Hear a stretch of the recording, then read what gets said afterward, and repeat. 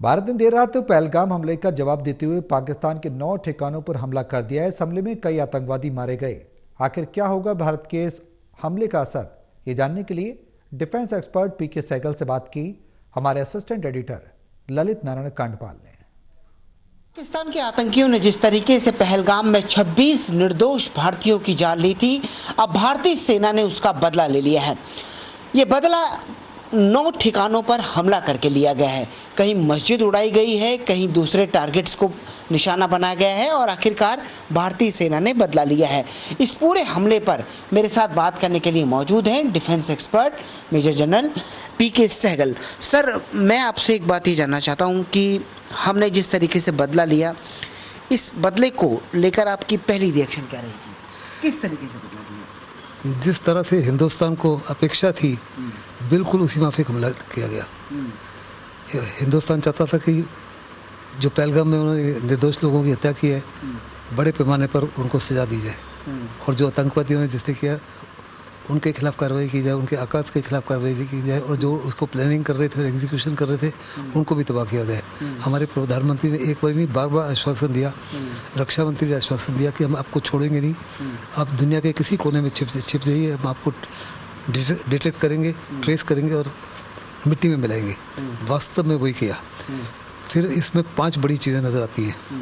सबसे पहले हमारे प्रधानमंत्री की अनबिलीवेबल लीडरशिप और डिसीजन मेकिंग।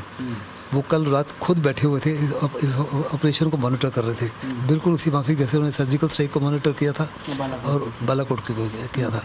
फिर हमारी तीनों सेनाओं ने जिस माफिक का तालमेल किया, ये 1971 के बाद में इस माफिक का पहला तालमेल था जिसमें सीक्रेसी, स्पीड और सरप्राइज सारे के सारे शामिल थे।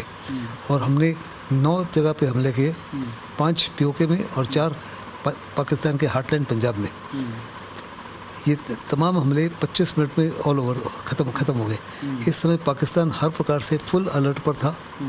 उसके एयर डिफेंस रिसोर्सेज डिप्लॉयड थे, रेडार्स डिप्लॉयड थे, उसके हवाई जहाज कॉम्बैट एयर पेट्रोल कर रहे थे, ORPs ऑपरेशनल रेडीनेस प्लेटफॉर्म्स सब के सब कायम थी। उसके बावजूद जब हमला हुआ, हमारे एक भी सैनिक ने बॉर्डर नहीं क्रॉस किया, हमारे एक भी हवाई जहाज ने बॉर्डर क्रॉस नहीं किया। हमने बॉर्डर के इस पार से ही उसके ऊपर ठिकानों के ऊपर हमला किया।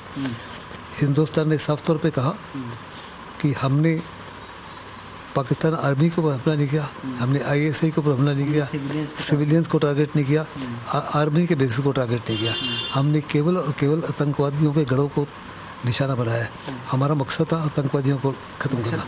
लेकिन और एक आज जिस तरीके से 2 महिला अफसरों के जरिए इस संदेश को दिया गया प्रेस कॉन्फ्रेंस में, साथ ही इस ऑपरेशन का नाम ऑपरेशन सिंदूर रखा गया, उसे आप कैसे देखते हैं एक सिंबोलिज्म के तौर पर? प्रधानमंत्री हमारे बहुत ही सेंसिटिव है और ये उनकी सेंसिटिविटी और अपनी लड़कियों की तरफ कंपैशन को दर्शाता है। उनके सिंदूर को उन्होंने मिटाया। जो आतंकवादियों ने आया था, एक यंग गर्ल थी जिसकी शादी को हुए 7-8 दिन हुए थे, नेवल ऑफिसर की वही थी, शुभम की वही, और जिस माफिक उसको मारा और इन लड़कियों को सबको बोला और उनके बच्चों को बोला कि गो टेल मोदी। तो ये ऑपरेशन का नाम बड़े सोच समझ के हमारे प्राइम मिनिस्टर मोदी ने खुद रखा है, ऑपरेशन सिंदूर, ताकि उन आतंकियों को जिन्होंने इस माफी करके उनकी बीवियों के भी सिंदूर को मिटाया जाए।